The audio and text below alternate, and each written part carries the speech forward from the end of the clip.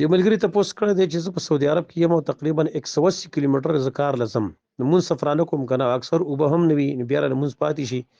یا تیمو وایم نو چې مونږ نه پاتې شي بل وخت مونږ را ګرځولای شم کنه شم ګرځولای دلته یو څو خبرې دی اول خبردار چې ته سفرانه مونږ کولای شي کنه شي کولای بالکل کولای شي 180 کیلومتر ډیر غټ سفر دی بلکې د صحابه کرامو نشانه په 3 میله کې سفر نقل لچانه اتل کیلومتر کې سفر نقل دا 180 کیلومتر دا ډیر زیات دی بالکل سفرانه مونږ کولای شي یو خبره دیم خبره چې کله وبنه ملاوي نه به تیمم وهل شي قران کې الله فرمایلی دی وان کنتم علی سفر تاسو که چرته په سفر باندې ولم تجدوا ما انا وبه نمونی فتیمموا صعيدا طيبا به په پاک خاور باندې تیمم وهی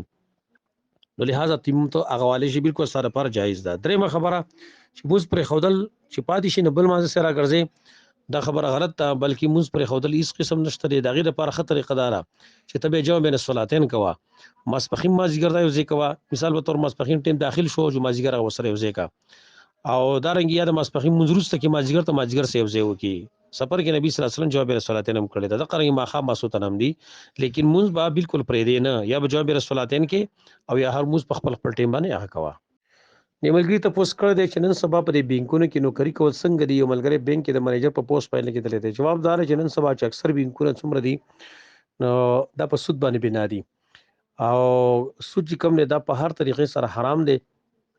لہذا په دې سود کې ځان شاملول دی په نوکری کې ځان شاملول دا حرام کار دی نبی صلی الله علیه وسلم هغه دا چې فرمایلی دی لعن الله آکل الربا وموکله وکاتبه وشاهده الله لعنت ویل دی په خړون کې د سود باندې په ورکون کې د سود باندې په لیکون کې د سود باندې او دارنګ په گواه د سود باندې لہذا چې کمال ته بینک منیجر یو غیره